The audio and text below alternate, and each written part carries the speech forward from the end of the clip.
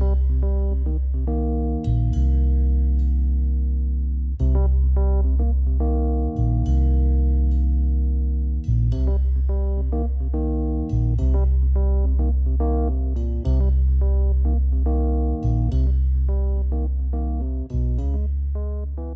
and welcome to Grouchy Old Geeks, episode 23. My name's Steve, my co-host is Scott. Hello. This episode we're going to kick off with some news and reviews as usual, and then for our main feature we're going to talk about being a geek on a budget. So, what's been happening in the geek world lately, Scott? Well, the first thing that I wanted to mention was I'd like you to tell us the story behind the linguistic coaching you've been doing to the stars. What do you mean? Well, you've been given us some accent advice, I believe. You saw that then? Oh, yes. So for those who have no idea what Scott's talking about, who's not on Twitter, I recently watched a few episodes of The Flash, current season, back to back, where an actress called Katie Sackhoff was in it, playing a character called Amunet. And I merely tweeted that I said, God bless Katie Sackhoff. She was brilliant in Battlestar Galactica and Longmire, which are great shows, and she's so good in Longmire. I said, but good grief, her accent in The Flash. I said, no one in Britain sounds like that. No one. And somehow she saw the tweet, even though I hadn't copied her in. Yeah, so you didn't say at Katie Sackhoff. You just said the name in plain text. Yes, I didn't think she would notice. But she did, and she said, believe me, I know. So I wonder if they asked her to ham it up. So it's weird. So I really overthought what she said when she said, believe me, I know. Because it kind of feels like there could be multiple possible interpretations of that. So one could be, so believe me, I know could mean there's been 10,000 other people on Twitter that have mentioned this to me. So believe me, I know. Yeah. So that's one possible thing. Another one could be, basically they asked me to do it. They asked me to do it in an English accent. I know I'm not very good at doing them, but they insisted. Could be another interpretation. But I know I'm not very good at them. Sorry, so she put, she's aware, trust me, she's aware. And I spoke to Pete about this, and Pete worked on a film previously that she was attached to when she was in the UK, and she has spent time in England, so she knows what British people sound like. And she's worked with James Callis for 5 years on Battlestar. Yeah. And so the other possibility, which is me getting a very conspiracy theory, is that maybe it's part of the character, in the sense that maybe somewhere down the line she's going to get revealed as it is a mock accent, and really she's from Detroit or something like that, and it's all part of the character. There's a twist. There's an accent related twist. I'm not saying that's a realistic possibility, but that's where my brain went. You see, you've been watching too much Westworld with a maze within a maze within a maze. Yeah, that's right. Yeah, which is coming back very soon, isn't it? Yes. Is it next month? No, hang on. I'm trying to find one of my features. You're right. It returns on April the 22nd. Wow. Awesome. That is quick. I'm going to have to watch season 1 again, though, because I like the short seasons. I like that they take their time to do a good quality product before the next season drops. But the downside of that is there's a long gap. So I need to go back and at least watch the last couple of episodes just to get my brain back into the right place again for it. Yeah, I think so. Right, anyway, moving on from linguistic guidance and accents. I've got a bit of news about Queen and Country. This is a comic book series that Greg Rucka wrote a few years ago, and apparently Ridley Scott is in talks to direct and produce a film adaptation of it. Awesome. So I'm not overly aware of this property, so Can you tell us a little more about it? Yes, so Queen and Country follows a British secret intelligence agent called Tara Chase, and I guess you could say it's a bit like Spooks. It's a bit like Mission Impossible, but not as over the top as that. So it's probably closer to Spooks. And it was her as an agent going out and doing missions in this country and abroad. And each trade usually had a different artist, and it would feature the same cast of characters, though. So her boss and then their boss at the office and other agents that she worked with, and she'd go out and do different missions. So I think it's published by Oni Comics, Oni Press, and you can get them in kind of digest trades now and big collections as well. Mm-hmm. So it's really a very grounded thing. There's no supernatural. It's just kind of an espionage straight spy drama, but the stories are really good and quite gritty. So a Ridley Scott, directed film version of maybe like the first story, the first mission could be really cool.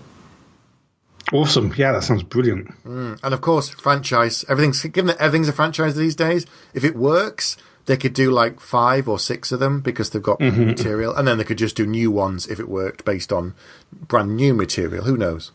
Yeah, everything needs to be a franchise these days. Yeah. Anyway, go on. What's your next story? So I'm going to introduce this in a slightly weird way. So do you remember a phrase from when we were younger, and you can tell everybody what this phrase means to you, is when we talk about a film that went straight to video. Yep. What does that mean? It means it wasn't good enough or big enough to be shown in the cinema, therefore it went straight onto a video cassette that you could buy or rent from your local video store. The equivalent today would be straight to VOD, video on demand, via Netflix or similar things.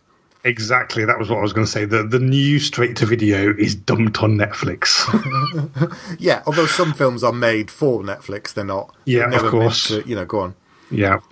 So I watched 2 films lately, one of which was brilliant and deserves a watch, and another one where I feel that the phrase dumped on Netflix couldn't possibly be more appropriate. Okay, so what were the films? So the dumped on Netflix. I was quite excited about watching it. I put time aside to watch it so I could actually sit down and properly watch it. And I was so disappointed. It was the Cloverfield Paradox. Yes, I've seen it.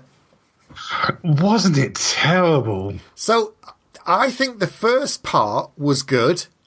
All of the stuff on Earth was just crowbarred in order to connect it to the franchise Cloverfield and have something in common with them, which you didn't need to have. But, I'll be honest. Sorry, go on. I was going to say, I liked it, but it was a film of 2 halves, much like the second one was as well. It was. I would put it in the category of so bad it's good, because there's such absurd things that happen in it that just made me laugh out loud. Like Chris O'Dowd, yes, who himself is a comedic actor. He's brilliant. And what happens with his arm? It's like, it was like, are we meant to be laughing at this? I was, or taking it seriously? I was so confused. It made no sense. Like even within the scope of the film, it made no sense. Because so something happens to his arm. I don't really want to spoil it. Yeah. But something happens to his arm, and when that event happens, it happens at a time where we don't know what's happening at the moment. So there's all weird stuff happening on board this space station, and this is one of them. And it's like, okay, at some point it's going to be revealed what's happening, and in the context of the mystery, him losing whatever happens to his arm is gonna make sense in the context of the story that they've set up. But when you find out what's going on, it's even more nonsensical. It makes even less sense. It's true. I mean, that's something that's straight out of The Evil Dead, pretty much. Yeah, it was. But it's so bad, but I did kind of enjoy it. But a movie that isn't bad and is just plain good, and actually it's only just come out on Netflix worldwide. It originally got a theatrical release in America, didn't do so well, and so they just decided to dump it on Netflix for the rest of the world, and that's Annihilation. I don't know if you've seen it because it only came out really recently. Yep, I've watched it. What did you think to it? I thought, it was okay, but is my shortest answer I can give you. Okay. What about you? I really, really liked it. I thought it was. I like that there's now. We're kind of almost going back to how sci-fi was a while ago, in that we're getting these things that are now much more slow paced and much less explosions, like Blade Runner 2049 and The Arrival and things like that. And I'd put that into kind of this category. Personally, for me, bearing in mind that I love Blade Runner 2049, I actually thought this had gone too far. I thought it was too slow in the middle. I thought it was paced poorly. I enjoyed the story. I really liked the end. But it would have been better as, before we came online, we were talking about Black Mirror a little bit. I think it would be good as like a single episode of Black Mirror rather than something that was feature length, because it just felt too stretched out to me. But I still thought it was a great film. It looks incredible. It's got a fantastic cast, great idea. It was slow, but for me, it just kind of meandered along. And then the very end, I'm not going to spoil, but the very end, I just rolled my eyes and I was like, ugh. But if anything, it makes me want to go and read the book that it's based on. And from speaking to someone who has read the book, they said the best way to think about it would be inspired by. It's sort of taken a bit of the idea from the original book and then, you know, done their own thing. I'm thinking, right, in which case I probably want to go and see the original, read the original book, and then see where he actually took it, and that might be more my kind of thing. The very, very, very end also did kind of make me roll my eyes because it was something that was straight out of an episode of The Twilight Zone or something like that. Yeah, and you just go, right. But the penultimate stuff... Yes, it was interesting. I thought was fantastic. It's really difficult to talk about without spoiling it, but kind of like the final scene before she leaves the area, I really thought was fantastic, and sort of the choreography of her and that other person stroke thing I thought was brilliantly done, and I really thought that was clever. And really, really stunning. And they could have actually probably have just left it there, actually, if they'd have stopped the film at that point and gone straight to the credits. It would have left you kind of wondering a little bit. That would have worked better for me. If they'd just done that. If they'd just, you know, the thing that happened and you go, oh, what? And it ends. And it makes you more of a wow ending, as opposed to, I know what's going to happen because you've already told me. And then it happens and I went, So it just, it's great to look at. As you say, I think it would have worked better as like a Black Mirror type thing. But as ever, the source material is probably better, so that's probably what I'm going to go and check out. Right, my next bit of news. I don't know if you've seen this. Now, this shows our age again. Do you remember the Atari games console? Of course. Which one are you talking about? You're talking about the 2600? The original. Yes, the original 2600. Yes, I remember it extremely well. So, here's a complete flash from the past, right? Atari are bringing out a new console. Okay. Yeah. That's good. Is this one of these mini consoles that just has like a ton of games on it from back in the day? So they've unveiled the Atari VCS, a retro-inspired console, and it's their first one in 2 decades. So they said it's going to be something PC-type experience for the TV, but you can also do streaming applications, social media, browsing, music, and more on it. It will support preloaded retro Atari games and current titles from a range of studios. So I'm not quite sure what that means. But here's the really cool thing. You can get a standard controller, like you can get for most things, the kind of wishbone-shaped thing. But they're also bringing out the joystick-type controller, reminiscent of the original 2600 one. Yeah, from back in the day, the sort of square one with that sort of stuck up with the little red button in the corner. Exactly. I remember it well. Yeah. So you apparently pre-orders for it start in April, but it's going to be coming out this year, which I'm amazed by it, to be honest. It's brilliant, but I'm amazed.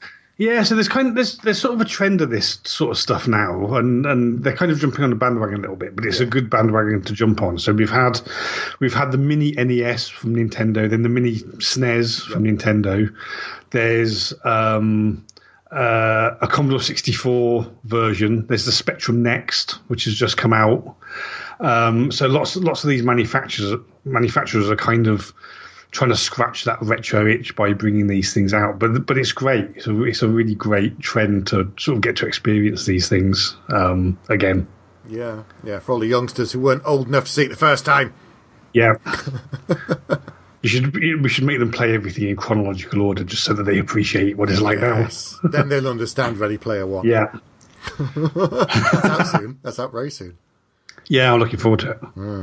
Okay, what else have you got? So, hot off the presses, so just came out today, is the first trailer for Night Flyers, which is, I get the impression it's just going to be one season. There's not going to be much to do outside of one season. But this is the new sci-fi series based on a novella by George R.R. Martin. Oh, okay. I've heard of the novella, but I didn't know they were doing it as a TV series. Wow. Yeah, and it looks awesome. The trailer for it looks fantastic. Looks extremely creepy, as you would expect. I get the impression it's going to be exceedingly violent, again, right, as you would expect from George R.R. Martin. Yeah. But it really does look fantastic. Looks like a really tense space drama. Okay.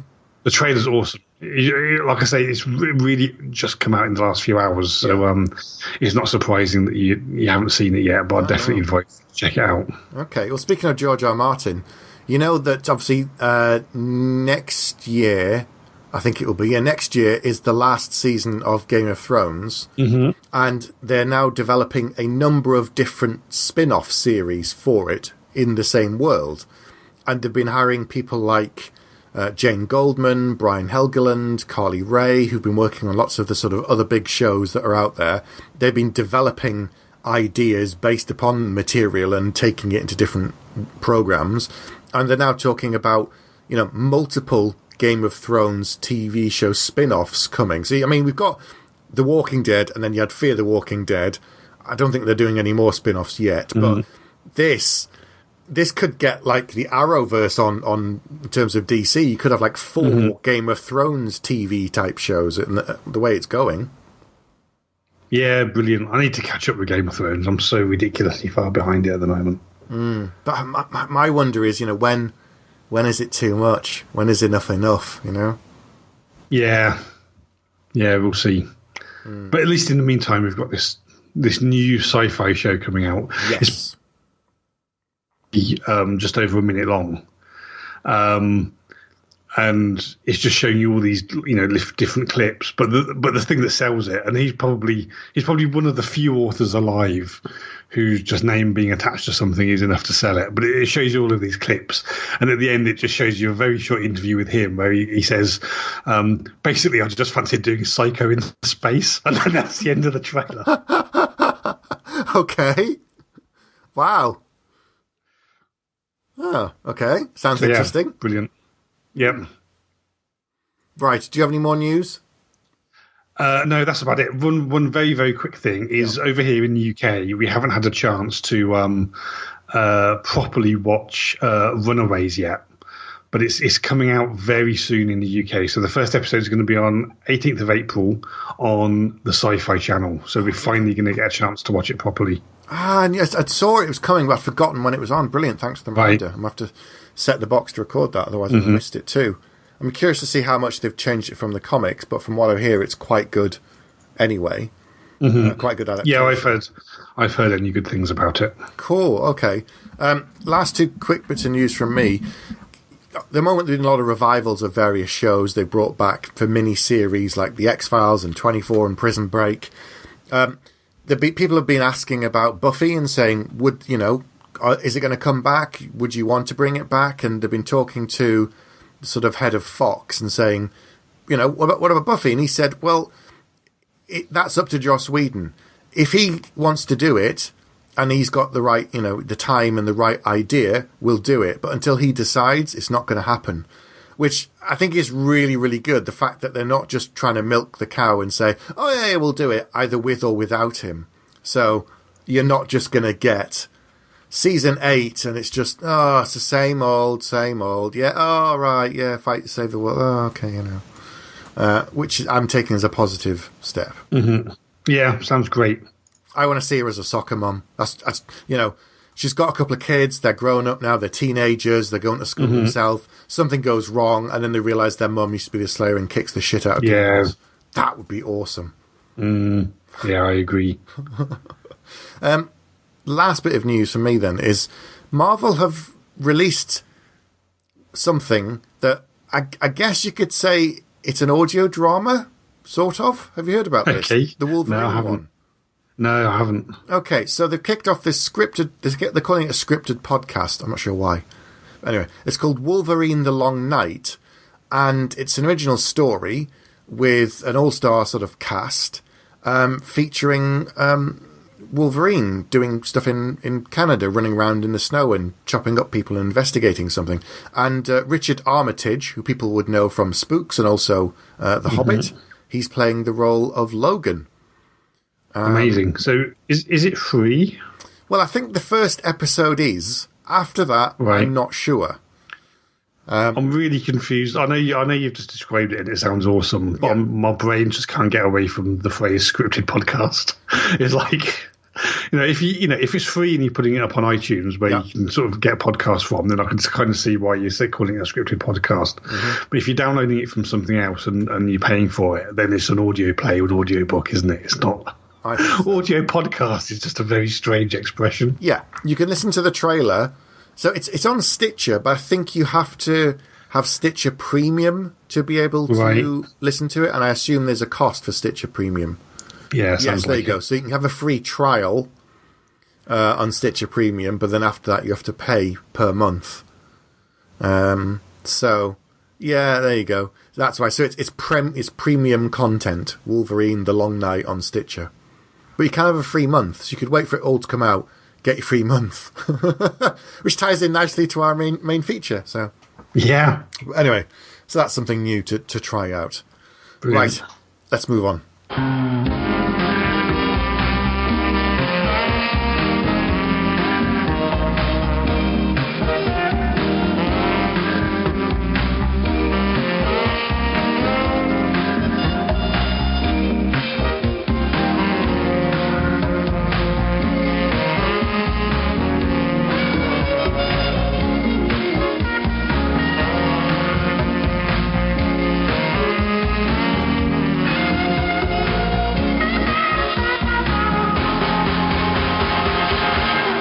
Okay, welcome back. So for our main feature, we decided that we're going to talk about being a geek on a budget. So we've trawled the internet and we've decided to try and present to you some of the best free resources out there for geeks and places to get your entertainment from. Now we know you all know about the torrents and things like that, and so it's not just a geek on a budget doing stuff for free.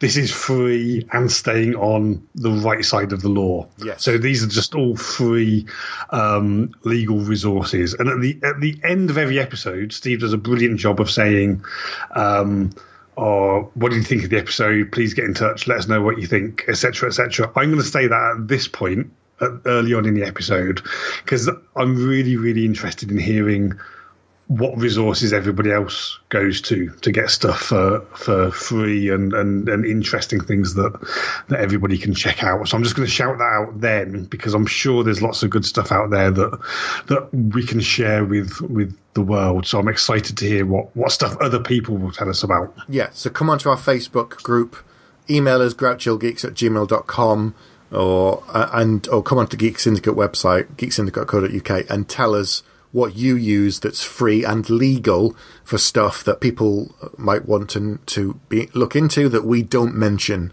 in the rest of this episode. So there you go. Awesome. So what's your first thing? Okay, so I've kind of broken these down into a few different categories. So the first category, and there's a couple of websites, and what I'll do is I'll share them with you online if I can work out how to do that. Just so that you can check them out as I'm talking about them. So I'm talking about free comics to start with, and there's some brilliant resources for reading an enormous number of free comics out there. So the first one that I'm going to talk about is a website called comicbookplus.com. www.nbsp.com. So the website looks like it was designed in the 1990s, even though the website only came out in 2006. Wow! And this is a huge resource for free and legal comic books, and they're free and legal for all sorts of reasons. In particular, these tend to be older sorts of things. So there's tons and tons of stuff there, and I mean there's tons of stuff there from. Wow. For example, like the 1950s and 1960s, and even older than that. And you could get lost in this easily. There's such brilliant comics out there. There's sci-fi, superhero stuff, adventure, all ages comics, but all of them kind of from a more bygone era. Yeah, God, they got the Charlton comics, some of the original Charlton ones. Wow, it's an awesome site, isn't it? Wow, there's so much stuff on here. Like, I'm struggling to, Yeah, wow. There's some.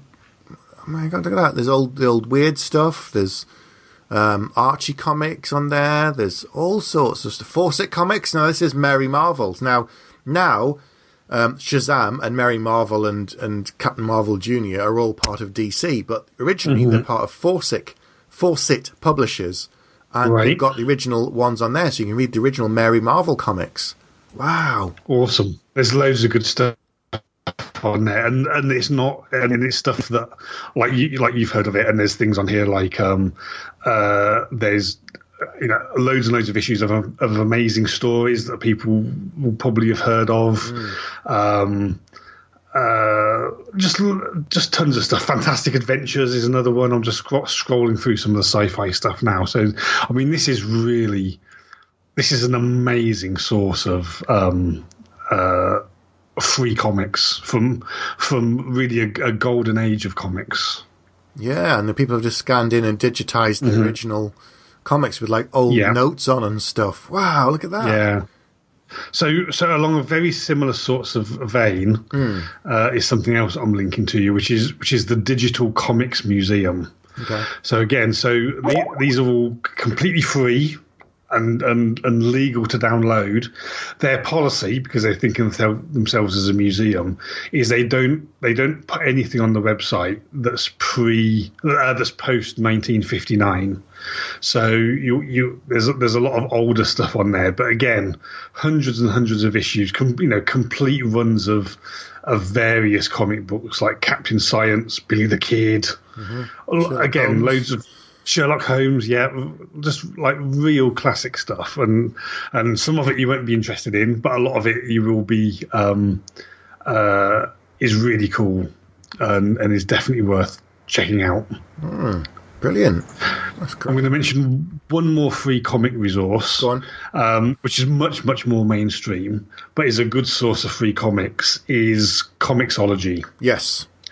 So there's many, many, many comics on Comixology. Most of them you've got to pay for, but actually they tend to have a policy of, it's a lot of issue one stuff that's free. So they'll kind of try and get you hooked by giving the first issue away for free. But there's many, many comics that you could read on there that are brand new, up to date. So I'm looking at the website now. So you can get an Avengers comic for free, the X-Files, Batman, Wonder Woman, Captain America, loads and loads of like big name modern comic books that you can get hold of and check out for free on Comixology, as long as you've got an account, which you don't have to pay to sign up to. No, and now that they're owned by Amazon, you can just use your Amazon account if you have one to access the comics. And yeah, that was on my list as well, actually, on the comics bit. Okay. Right, next bit, I had games, sort of computer games. Brilliant. Have you got this as well? No, I haven't. Oh, right, okay. So, obviously you know about Steam.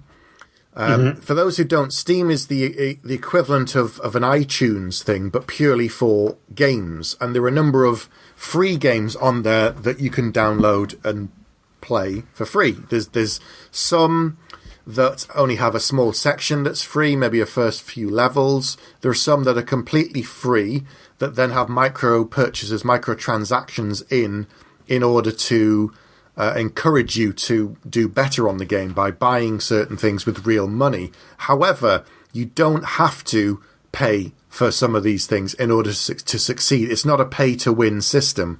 Mm-hmm. So there's a game that I play on there. I like first-person shooters. There's one called Blacklight Redemption. The game is completely free. They do have the micro-purchases things, but if you do well in the game, you can earn tokens, and then you can use that to buy kit anyway, which is what I was doing. And I still did really, really well in the game, to the point where people were coming after me in the game in squads because I was doing so well. So it just comes nice. down to skill, not at all to pay to win. Blizzard are obviously a very big games company, and if you download their main app, there are various things you can do for free there. Like they have trial periods where you can try Warcraft for a month or even a couple of months for free. There's a online card game called Hearthstone. Have you heard of this? I've played it. Yeah, it's really good fun. Yeah. So I play Hearthstone. There's an esports network for it where people play for actual real money, and the ultimate winners win hundreds of thousands of dollars. But you can just play for fun, and there again, you do quests in the game, you earn gold in the game, and from that you can buy more cards. If you want to pay real money to buy extra packs of cards, you can, but you don't have to. And there again, I'm doing fairly well just by doing the quests and getting free gold and doing stuff like that. So all free, all legal. Have a go, have a look around on Blizzard, have a look around on Steam, type in free games, and see if you find something. Some of them will be big games, some of them will just be little 5-minute games that keep you amused, and sometimes that's all you want, just something to take a break. Yeah, Steam is great for free games. There's lots of stuff out there that people have just put up as a labour of love and is a lot of good fun. I have a Steam account. I have way too many games on my Steam account. But it's a brilliant platform, and actually there's not only the very, very high end games out there, your Call of Duties and stuff like that require quite a big rig to play stuff that's coming out this year. But there's loads and loads of. One of the great things about PC games is the variety. Like if you've got a console, then the games tend to fall into one of a relatively small number of categories. But if you've got a PC, even a really, really low powered PC or a fairly old laptop, there are games on there, and there'll be free games on there that you can still play on something that's really quite underpowered as well. And the variety of games that you get is fantastic. Yeah. So it's no good thing to keep yourself busy. Mm-hmm. Right. So this is a website that I'm guessing that most people will have heard of. I could be wrong. Okay. But the reason it's worth mentioning, even though I think a lot of people have probably heard about it, is it's a great source of free geek stuff, and you wouldn't necessarily instantly think this is a good place to go and get stuff. So are you aware of the Internet Archive? So the website is archive.org. I've heard of it, but I can't remember. Right. Remind me. So it started out as a way of archiving websites, and that still exists. So you can go onto the website and you can say, I want to see not only what a particular website looks like, but it keeps a history of them. So you can say, I want to see what Google.com looked like in 2011 or something like that, and it will show you what their front page looks like. So it has an archive of many websites, but they've expanded their remit now, and they get funding from all sorts of places. So there's lots of sort of foundations that fund them. They take individual donations. So I've donated to them in the past. So their mission now is, and I'm quoting here, is to build a digital library of internet sites and other cultural artifacts in digital form. Okay.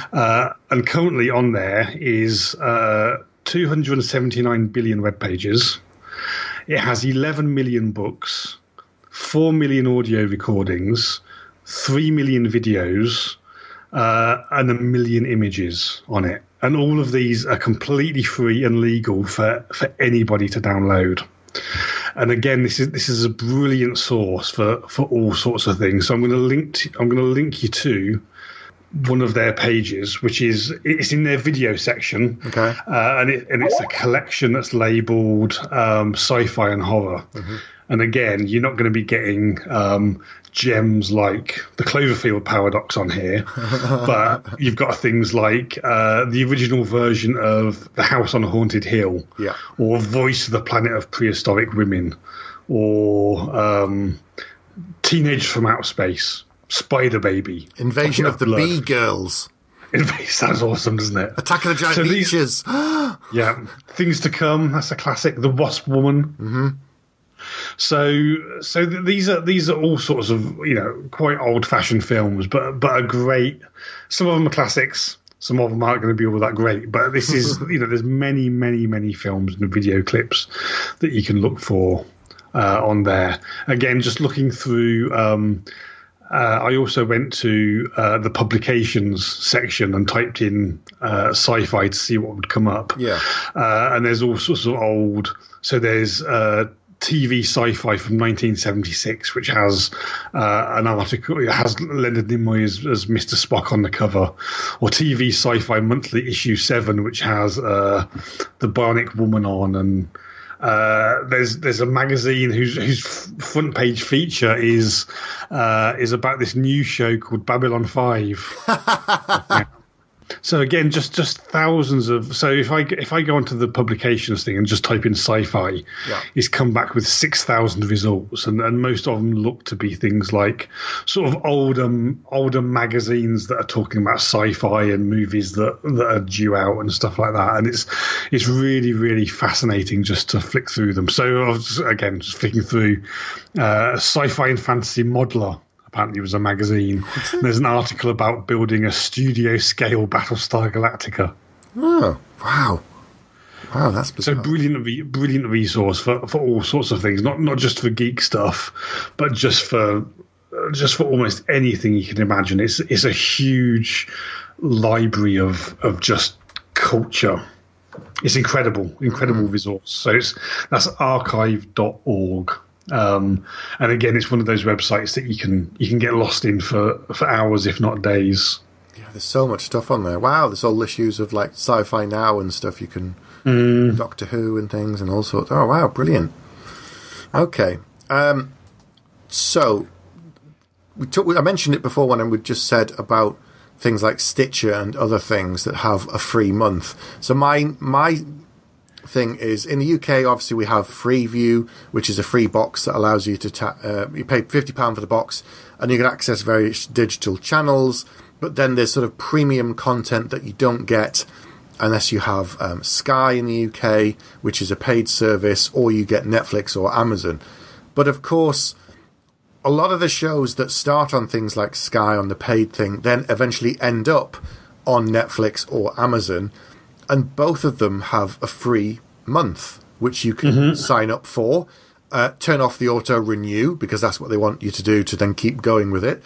But you can do it for a month. So I, last year actually, I did a free month on Amazon because there was a bunch of stuff that I'd seen was coming up, or it was on the second season. I thought, okay, I'll go and have a look and watch now. So in a month on Amazon, I got through 2 seasons of Lucifer, 2 seasons of Happen Leonard, and season 3 is coming this year.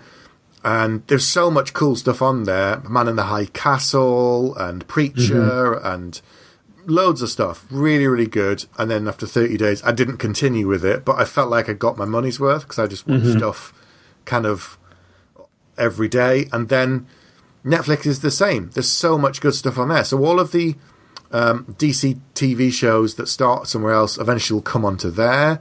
You've got some of the best Marvel TV shows are on Netflix, of course. Punisher, Daredevil, Jessica Jones, Luke Cage, Defenders, and more recently things like Altered Carbon, which is a great sci-fi series. So I would say it's definitely worth keeping an eye on what's coming up on Netflix or Amazon, and then if you see something, wait until the series wraps up maybe, and then go for a free month and try it and just see how much stuff you can get through in 31 days. Pick a long month. Don't pick February. Take a month off work. Stock up on food. Yep. And then you could probably get through quite a significant proportion of their back take a holiday. Don't do it in February because it's too short a month. And burn through something. I mean, everything else I record is saved on a box for later. The things that are on weekly that I don't watch anything as it's on now. So I just let that stuff stack up. And I just exclusively watched Amazon for a month. Are you amazed how much stuff you can get through? Awesome. So there was only one other thing that I was going to mention, Go on then. and this is something that absolutely everybody will be familiar with. But I was just going to try and highlight some of what I thought was the really highest quality stuff out there, and obviously a brilliant source of free content is YouTube. Yes. Go on. I don't know if that was on your list or. It was actually, but so what's some of your favourite stuff then on YouTube?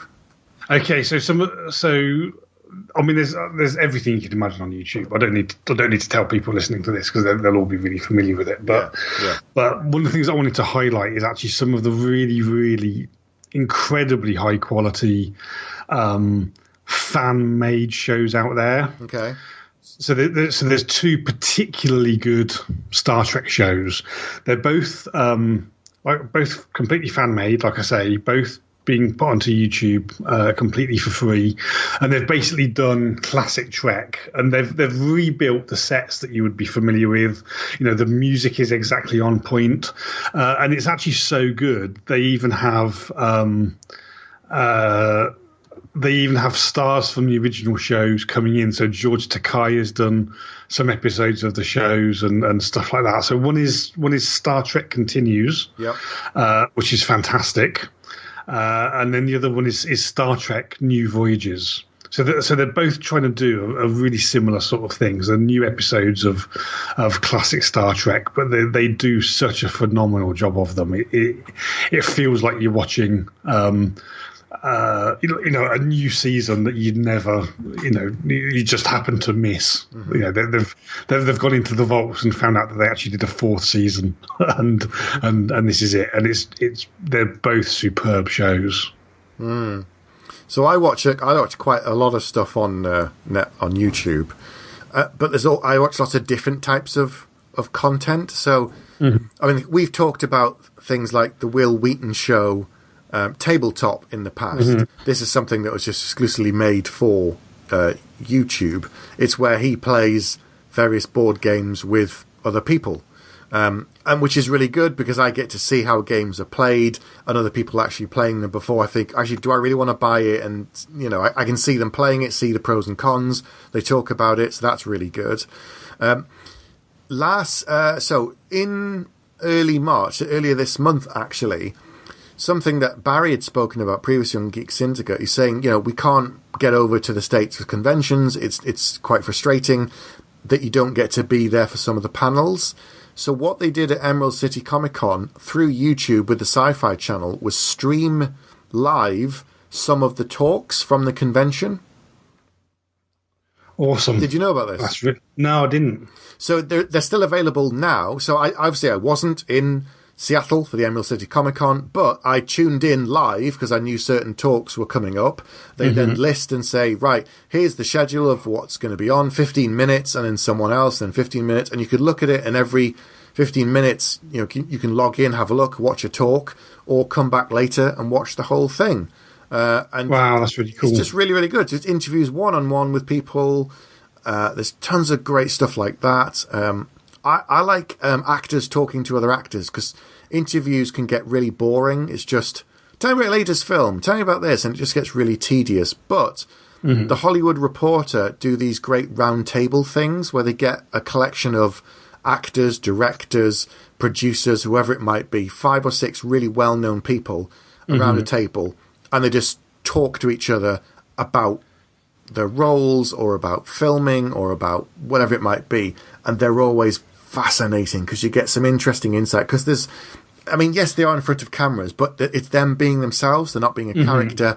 There's very little pretense. And it's really interesting to see how people are in a social situation that you normally never ever see because you don't sit at a table, bunch of film stars, do you? No, and one of the great things about interview shows on YouTube, because I watch quite a lot of interview shows on YouTube, is that if something is going to end up on TV, then it doesn't matter how long the interview is, then it's going to be boiled down to probably a few minutes. Yeah. And those few minutes are going to be aimed at people that probably know nothing about the person that's on. Whereas some of the interview shows that I watch Joe Rogan, who's brilliant, Dave Rubin, the H3H3 podcast, which is fantastic as well. And these, like all of these shows, they will do an interview with somebody and put it up completely uncut. That's 3 hours long. Wow. And they'll or sometimes it's an hour long, but they'll just talk to somebody for as long as the conversation is sort of freely flowing, and you'll really get a sense of what that person is, and what they're saying is completely uncut and uncensored. There's no sort of going for the soundbite or twisting what they say or anything like that. And you can really, get in deep with somebody if you're talking to them for 3 hours. And it's just something that you could only get on the internet. You just, you would never get something like that on TV, just because it's just such a low bandwidth medium where they're trying to appeal to the widest possible audience that they can all the time. Yeah. So they can, as you say, they cut it down into sound bites, and it's just, it's like, actually, I'd rather just sit and listen to something. I mean, I do obviously listen to a lot of podcasts, but sometimes there's audio content on YouTube that I'll just put on in the background whilst I'm doing something else, and just listen to it rather than watch the people talking, because it works just as well. So name one other thing on YouTube that's a bit different that you watch that you really like. Let me have a look through. So what's something you subscribe to on your one of your net channels that you subscribe to? So I'm sure I've talked about these guys in the past, but it's the Red Letter Media channel on YouTube. So Red Letter Media are the guys behind, it came out a few years ago now, I think maybe about 5 or 6 years ago. They very famously did a 2-hour review of The Phantom Menace that went completely viral. Right. It got an absolutely ludicrous number of views, and it's fascinating, and it's funny, and it's insightful, and that's the thing that made their name. So it has this review of The Phantom Menace has 8.4 million views on it. Wow. And it's brilliant. It's fascinating. They just dissect it and criticize it in such an amazing way. But since then, they've done all sorts of brilliant shows. So they do they only do nerdy stuff, but they do a show called Best of the Worst, where they take 3 old, typically sci-fi or horror VHS tapes that they've not seen before, they know nothing about.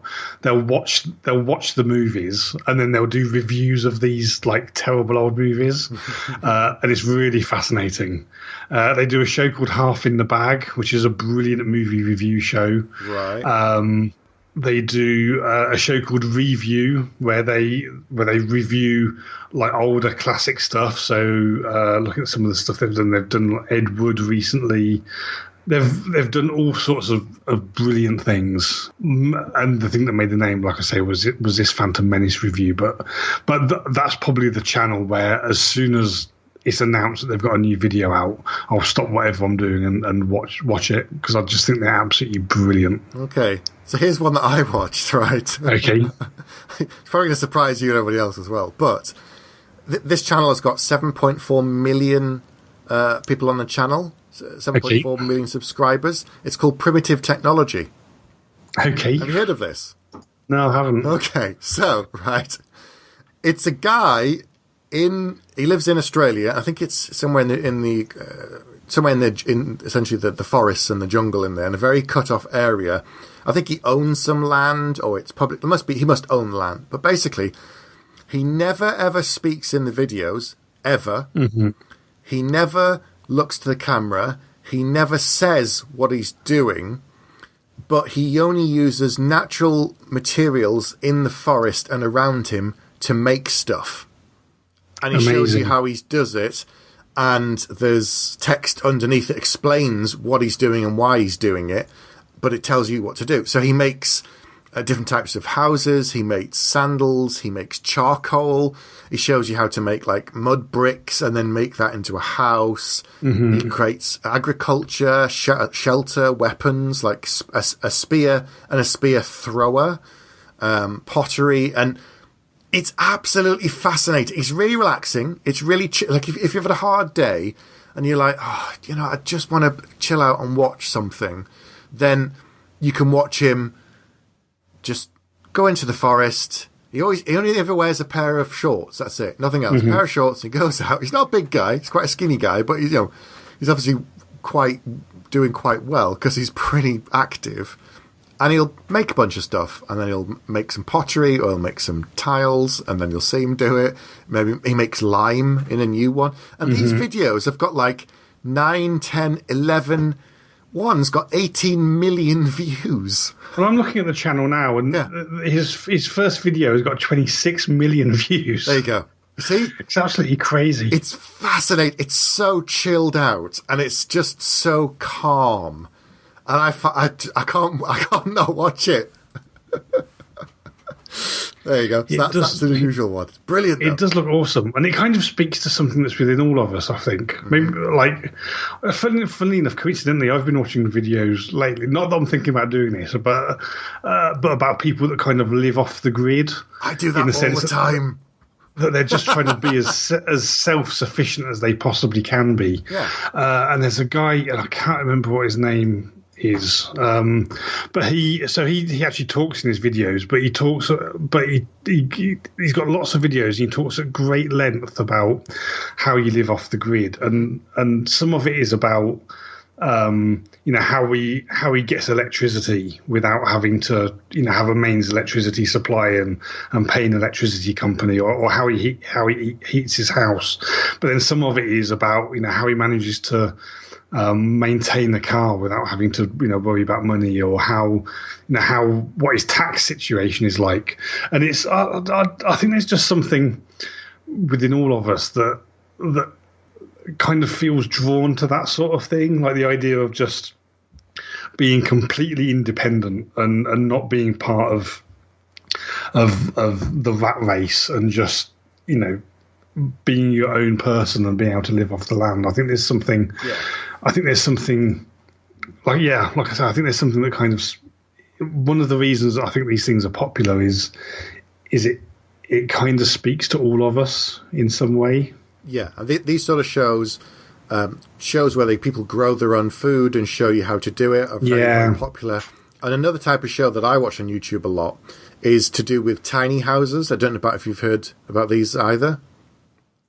I can guess what a tiny house is. Yeah, so there again, it's people who sometimes live completely off the grid and are self-sufficient in terms of they've built it themselves usually, and then they have solar power and they have wood and other things for energy, and they don't have anything on the grid at all.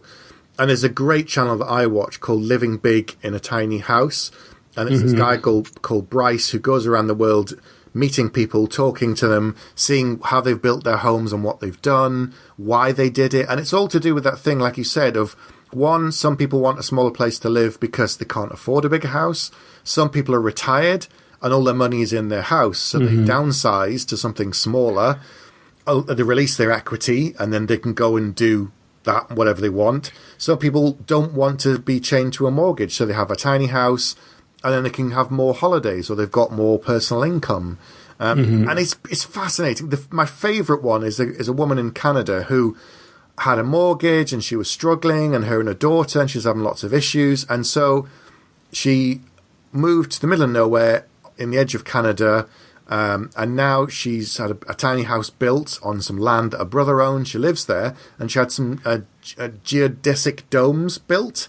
That's completely run by solar, and now she grows her own produce that she then sells down to local markets and things, and that's become like her own business. But she has no mortgage because she bought this house that she designed. This company built it for her, Nelson Tiny Homes, and it's absolutely fascinating. Where she lives, I could just move there tomorrow and just live there. Because even though she's remote, even though she's in a tiny house, it's not a box, and she's not off the grid. She's got power, she's got the internet, she's got all this sort of stuff. She's got a car, and she's maybe 20 minutes, half an hour's drive from the nearest town, but fascinating stuff. And it's fascinating.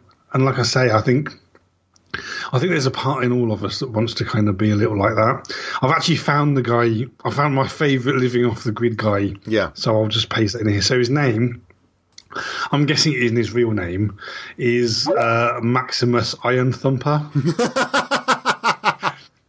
Brilliant. That's a great name. So he does really, really practical videos about how you live on with no money or next to no money, and you just become completely self-sufficient.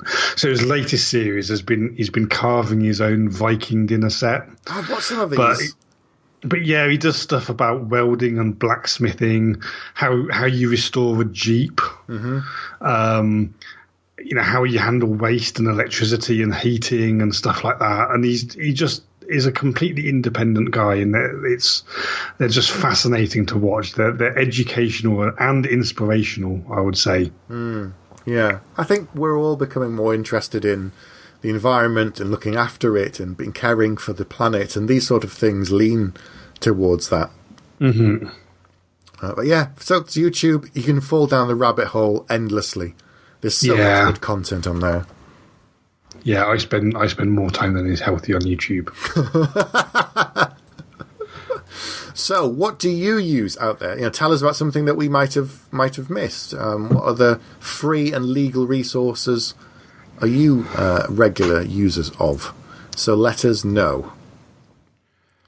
Right, we've already done all of the stuff on how to get in contact with us, so don't forget to do that. Let us know what you thought of this episode and all of the previous episodes. Leave us a review on iTunes, and also support the show on Patreon, and that would be appreciated. Patreon.com/Geek Syndicate. There you go. But in the meantime, it's good night from me. And it's good night from him. Good night. Good night.